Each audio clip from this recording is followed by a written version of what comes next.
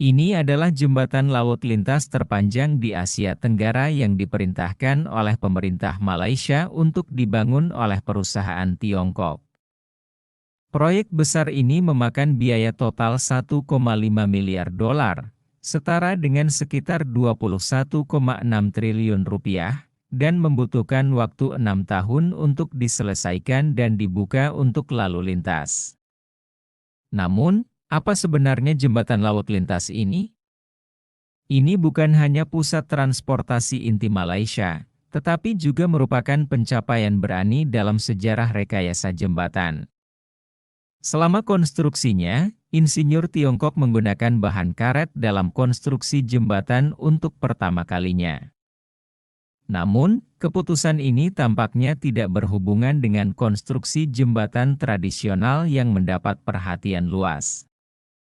Media India mengkritik Tiongkok karena mengambil jalan pintas dan meramalkan bahwa jembatan itu akan runtuh dalam waktu 10 tahun. Lalu, mengapa Tiongkok menggunakan bahan karet dalam pembangunan jembatan? Bagaimana kinerja jembatan lintas laut ini dalam beberapa tahun terakhir dengan meningkatnya aktivitas bisnis? Masalah transportasi antara Pulau Pinang dan daratan Malaysia sudah mulai terlihat. Hal ini secara alami membentuk pembatas yang membatasi komunikasi antara kedua tempat untuk mengatasi kemacetan lalu lintas. Pada tahun 1982, Malaysia memutuskan untuk membangun jembatan Pulau Pinang.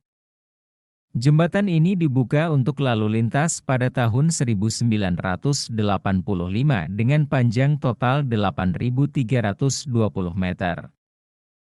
Penyelesaiannya tidak hanya menghubungkan Pulau Pinang dan Semenanjung Malaya, tetapi juga mempersingkat waktu tempuh antara kedua sisi sebanyak 2 jam.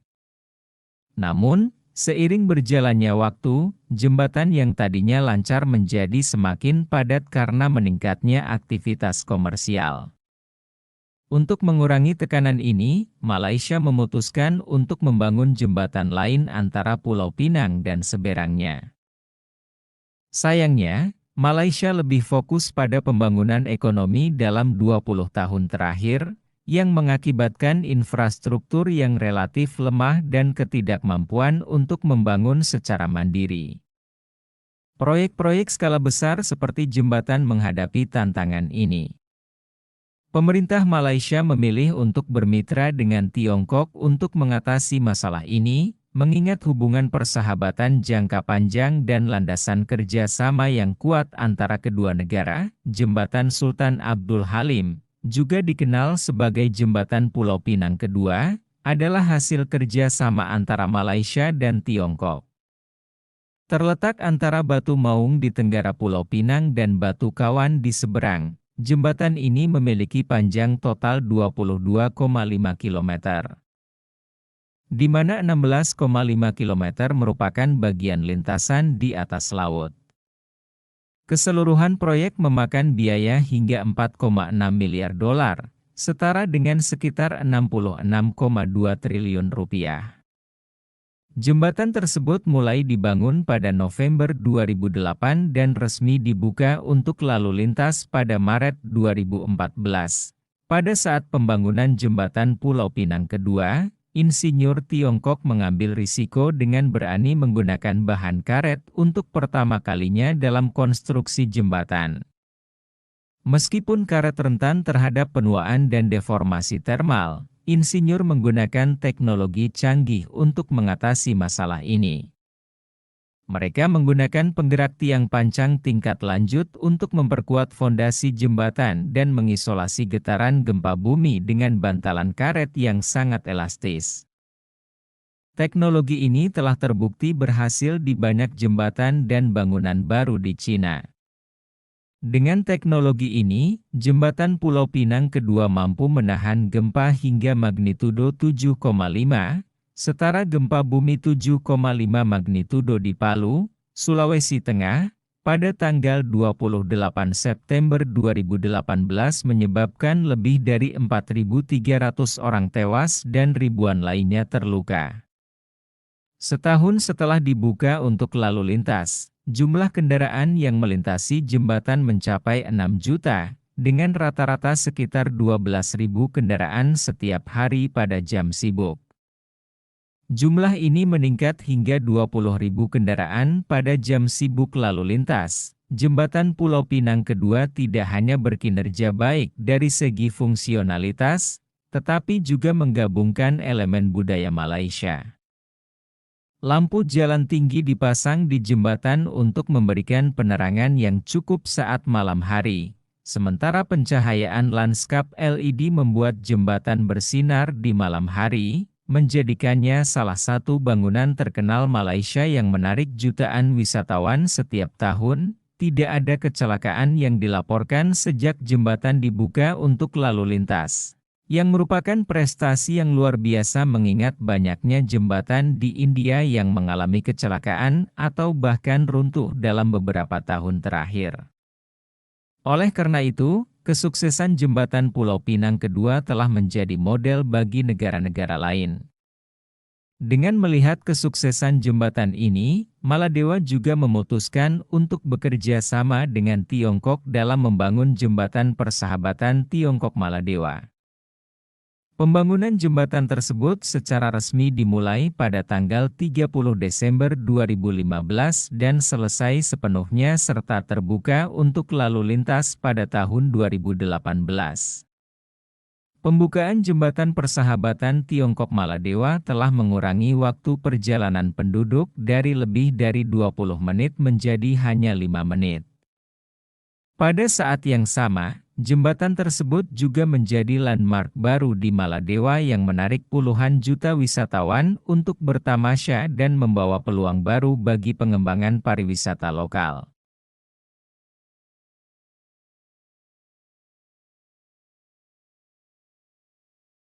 Jembatan kedua Pulau Pinang tidak hanya merupakan prestasi rekayasa yang luar biasa, tetapi juga memberikan dampak positif yang signifikan bagi ekonomi dan pariwisata Malaysia.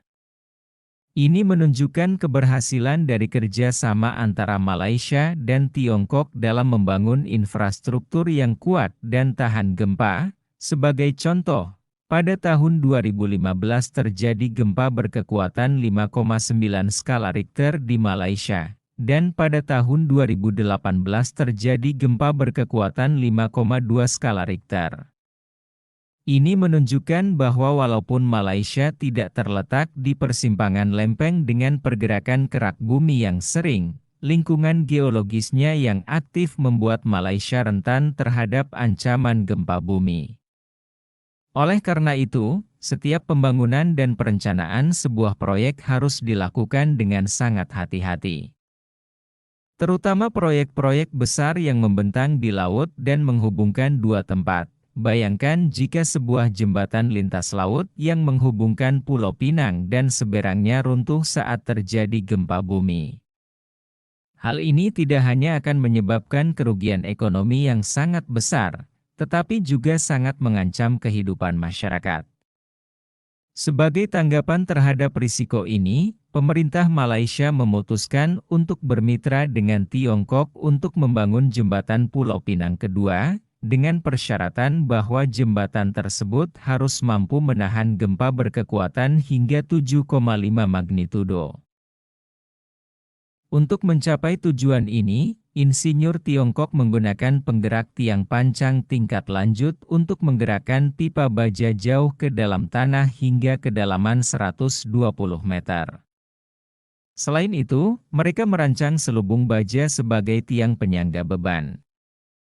Total ada 5.168 pondasi tiang pancang yang digunakan pada jembatan kedua Pulau Pinang. Namun, mengandalkan tiang pancang saja tidak cukup untuk mencegah jembatan bergetar hebat saat terjadi gempa bumi yang kuat. Insinyur dengan cerdik menggunakan bahan karet yang sangat elastis untuk membuat isolasi karet dengan redaman tinggi. Jenis bantalan ini dapat secara efektif mengisolasi getaran yang disebabkan oleh gempa bumi dan memainkan peran penyangga ketika jembatan terkena dampak. Teknologi ini telah banyak digunakan di banyak jembatan dan bangunan baru di Cina. Sebagai contoh, bantalan karet yang digunakan oleh jembatan Sing Ma di Hong Kong adalah yang terbesar di dunia, mencapai kekuatan mencengangkan 1,77 juta kali.